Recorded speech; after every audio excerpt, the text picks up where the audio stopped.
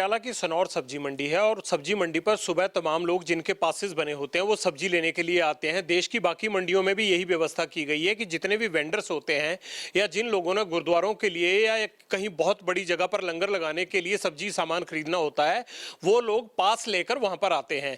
सब्जी मंडी पर नाका लगा हुआ था। पुलिस ने निहंगों की गाड़ी को रोका और इनको पूछा कि क्या उनके पास सब्जी खरीदने आने के लिए कोई पास है। तो ये निहंग जो है वो गुस्से में आ गए और इन्होंने पुलिस ने जो बैरिकेडिंग कर रखी थी पहले उस बैरिकेडिंग को तोड़ा और फिर आगे जाकर जब बाकी पुलिस कर्मियों ने और एसएचओ ने मिलकर उनकी गाड़ी को घेरा और उन पर डंडे लगाने शुरू किए गाड़ी पर, तो ये निहंग अपने हथियारों के साथ बाहर निकले और इन्होंने तलवारों से और जो धारदार हथियार इनके पास थे, 4 लोग थे ये निहंग गाड़ी में, इन्होंने चारों ने गाड़ी से निकलते ही पुलिस पार्टी पर हमला बोल दिया जिसमें एक एएसआई के हाथ पर तलवार लगी और उनका हाथ कट गया। और उसके बाद यह घटना सुबह 6:30 बजे की है, सुबह की है।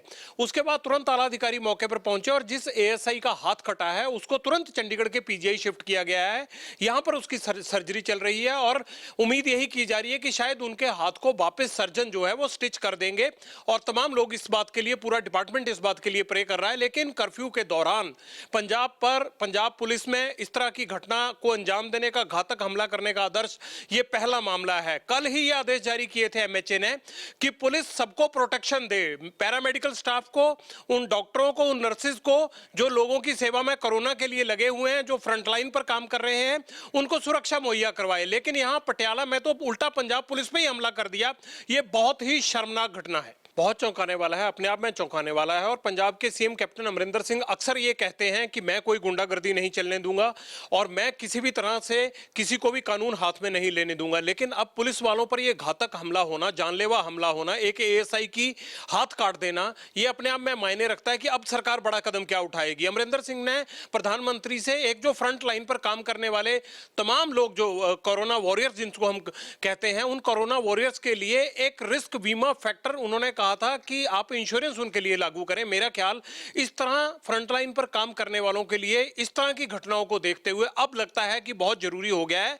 और इस तरह की घटनाओं को और कानून को हाथ में लेने वालों को अगर पुलिस ने तगड़ा सबक नहीं सिखाया तो इस तरह की घटनाएं और बढ़ सकती हैं। अब सरकार के ऊपर निर्भर करता है आदर्श कि पंजाब सरकार इस तरह के क्या सख्ती से कानून लागू करे कि कर्फ्यू के दौरान, क्योंकि लॉकडाउन 30 अप्रैल तक बढ़ाया है पंजाब सरकार ने, अब आगे से इस तरह की घटनाओं ना हो इसके लिए क्या नए दिशा निर्देश जारी करती है और उन फ्रंटलाइन के मुलाजमों के लिए क्या नई बीमा या क्या कोई वेलफेयर स्कीम लॉन्च करती है, यह पंजाब के लिए अब बड़ी चुनौती है। अभी सरकार की तरफ से कोई प्रतिक्रिया नहीं आई है, लेकिन डीजीपी और सरकार के तमाम जो सीनियर अधिकारी हैं उन्होंने इस घटना की जानकारी सोशल मीडिया के जरिए जरूर दी है और उन्होंने ये माना है कि पुलिस पर कातिलाना हमला हुआ और एक एएसआई का हाथ कटा जिसके उपचार के लिए पीजीआई के डायरेक्टर से और पीजीआई के सर्जनों से बात चल रही है।